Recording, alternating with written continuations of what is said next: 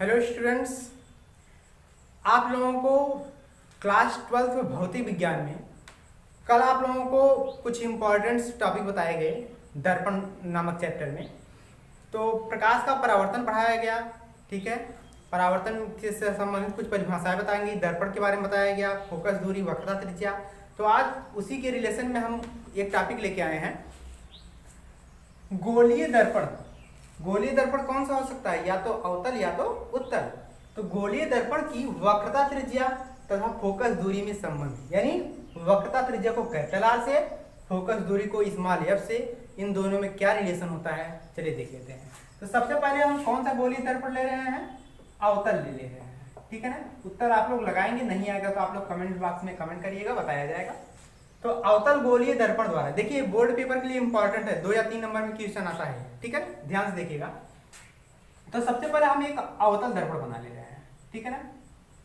अवतल में आंतरिक भाग पे परावर्तन होता है, कल बताया गया था, ठीक है ना। और आप लोगों को इसके पहले भी क्लास में बताया गया था।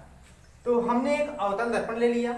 मिडिल पॉइंट में क्या होता है, आपका ध्रुव होता है, पी होता है, और बीचों बीच में एक रेखा जाती है जिसे क्या बोलते हैं आप लोग, मुख्य अक्ष बोलते हैं, ठीक है ना। यह ध्रुव होता है। अब आप लोगों को एक चीज और बताया गया है कि कोई भी प्रकाश किरण हमेशा मुख्य अक्ष के समांतर जाएगी। तो मुख्य अक्ष यही है, मुख्य अक्ष के समांतर एक प्रकाश की किरण डाल देगी, ठीक है। अब मुख्य अक्ष के समांतर प्रकाश की किरणें जाएंगी तो परावर्तन के पश्चात जिस बिंदु से होकर जाती हैं उसी को बोलते हैं मुख्य फोकस, ठीक है। अब एक किरण, यहाँ पर बीच में एक वक्रता केंद्र होता है जिसे सी से डिनोट करते हैं। एक किरण वक्रता केंद्र से भी होकर जाती है, ठीक है। आप लोग इतना बना लिए। आपको कल बताया गया था कि यहाँ पर कोई चिकना तल, अगर प्रकाश की किरणें आ रही हैं और यहाँ से वापस चली जा रही हैं, बीच में जो अभिलंब बनता है तो एक कोण आई बनता है, दूसरा कोण आर बनता है, ये बताया गया था ना। नहीं तो आप लोग फिर से अध्ययन कर लीजिएगा, तब जाके अच्छे समझ में आएगा। तो यहाँ पर भी एक चीज ध्यान से देखिएगा, प्रकाश की किरणें कौन आ रही है, यही तो आपतित किरण है आपका, आपतित किरण यही है, आ रहा है।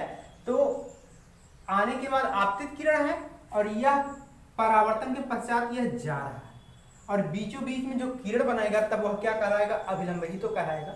यानी 2 कोण बनेंगे, एक कोण आई बनेगा और दूसरा कोण आपका क्या बनेगा, आर बनेगा। यहां तक क्लियरली समझ में आया। तो नाम दे दीजिए, ए हो गया, यम दे दीजिए नाम, ठीक है ना। तो चलिए प्रूव कर लेते हैं। सबसे पहले आपको पता है कि कोण आई और कोण आर बराबर होंगे। क्यों? क्योंकि कल परावर्तन का नियम बताया गया था कि परावर्तन में 2 कोण, आपतन कोण आई और परावर्तन कोण आर आपस में सदैव बराबर होते हैं। तो यहाँ पर भी 2 कोण दिखाई दे रहे होंगे, एक आपका आपतन कोण आई है, दूसरा आपका परावर्तन कोण आर है, दोनों बराबर होंगे। अब कोण आई का नाम क्या है, देखिए जिसका नाम लेना है आपको वो बीच में होना चाहिए। कौन है यहाँ पर, आई के पास में यम है। तो किरण कहां से जा रही है, देखिए ए से जा रहा है, ए के बाद यम और आई वाला लेना है, आई वाला इतना ही है, नीचे नहीं है, देखिए ए एम, और यहां से कहा जा रहा है, सी में। तो लिखेंगे क्योंकि कोण ए एम सी बराबर है, किसके बराबर, ध्यान से देखिए, यह कोण आर है। आर को क्या कह सकते हैं, आर को डायरेक्टली यम नहीं कहेंगे, देखिए जिसका नाम लेना है वह बीच में होना चाहिए, आर के लिए यम भी बीच में होना चाहिए। तो क्या कहेंगे, सी यम यप, कोण सी यम यप, यप यम सी भी कह सकते हैं, वो भी सही। अब ऐसा क्यों हुआ है, इसका रीजन तो देंगे, लिखेंगे परावर्तन के नियम से, परावर्तन के नियम से ही तो ये दोनों बराबर हुए हैं। अब आप लोग इक्वेशन क्या मान लीजिए, फर्स्ट मान लीजिए, ठीक है। अब आप लोग ध्यान से देखिए कि कोई और भी कुछ बराबर दिख रहा है, ठीक है। आपको एक चीज बता दिया जाए कि अगर 2 रेखाएं समांतर है, कोई तिर्यक रेखा अगर उसको काट रही है तो एकांतर कोण आपस में सदैव बराबर होते हैं, ठीक है। तो इसमें कौन सा एकांतर कोण कहलाएगा आपका, देखिए 2 कोण है आपके, 2 रेखाएं, एक रेखा यह जा रहा है और एक रेखा यह, मुख्य अक्ष के समांतर ही हमेशा एक किरण जाती है, प्रकाश की किरण। तो यह किरण और यह किरण जा रहे हैं, यही तो तिर्यक रेखा एक दूसरे को काट रही है। यह कौन सा, एक आई है और एक ये वाला है, दोनों बराबर होंगे। तो नाम दीजिए, एक ये वाला कोण है और एक ये वाला कोण बराबर होंगे, क्योंकि दोनों समांतर रेखा को एक तिर्यक रेखा काट रही है। तो इस कोण का नाम क्या है, आई वाले का कोण ए एम सी बराबर है इस कोण के नीचे वाले यहां का, यह बीच में होना चाहिए देखिए, क्योंकि बीच में नाम है मिडिल पॉइंट सी। तो एम सी एफ, कोण एम सी एफ क्यों ऐसा हुआ है, लिखेंगे एकांतर कोण के कारण यह बराबर है। ठीक है, अब ध्यान से देखिए, यह इक्वेशन कौन सा आपका सेकंड है, लिखेंगे समीकरण first and second from equation first and second से। अब इक्वेशन फर्स्ट और सेकंड से क्या दिखाई दे रहा है, क्या बाएं पक्ष बराबर है, देखिए जी बाएं पक्ष एएमसी, यह भी एएमसी, बाएं पक्ष बराबर है तो दाहिना पक्ष भी आपस में क्या होगा, बराबर होगा। तो दाहिना पक्ष का नाम क्या, देखिए दाहिने पक्ष में है सी एम एफ बराबर एम सी एफ, यह आपका बराबर होगा, इक्वेशन हमने थर्ड मान लिया। ठीक है, अब यहां पर हम इरेज कर रहे हैं। चलिए ध्यान देखिए, यह दोनों बराबर हो गए। अब सी एम एफ कहां है, देखिए ध्यान से, सी एम एफ को ढूंढना है। सी एम एफ यही है आपका कोण, सी एम एफ ये वाला, और एम सी एफ ये वाला कोण, यह दोनों एक दूसरे के सम्मुख कोण है, आमने सामने ही तो कोण है।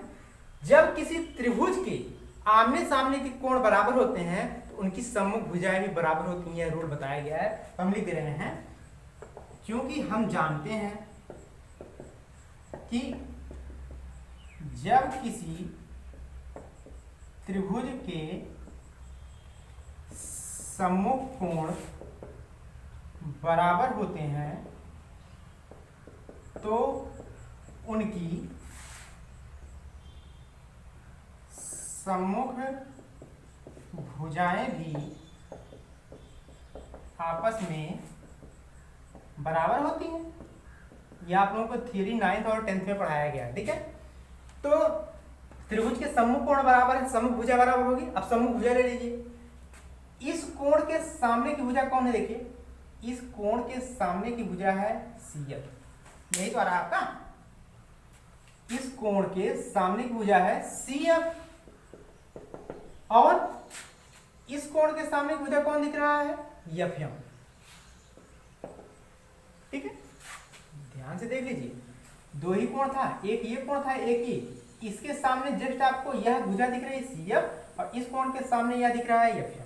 ठीक है, अब इसमें एक रूल देना है, क्या, हम मान लेते हैं कि जो एफ एम है लगभग एफ पी के बराबर है घुमावदार में, क्यों, दर्पण का द्वारा बहुत छोटा है। ठीक है, मान लेते हैं कि एफ एम किसके बराबर है, एफ पी के, लिखेंगे क्योंकि एफ एम बराबर है किसके, एफ पी के। क्यों है ऐसा, दर्पण का द्वारक क्या है, बहुत छोटा है। ठीक है, तो सी एफ बराबर क्या आ जाएगा, एफ एम।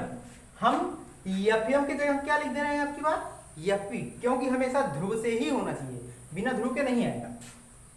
एफ एम की जगह हमने लिख दिया एफ पी, क्योंकि एफ एम की जगह एफ पी है। ठीक है, अब सी एफ किसका आधा देखिए, क्योंकि यह जिसमें पी नहीं है उसको चेंज करना है, पी ध्रुव होना चाहिए, तो इसमें तो एफ पी में ध्रुव है, सी एफ में ध्रुव नहीं है, उसमें ध्रुव होना चाहिए।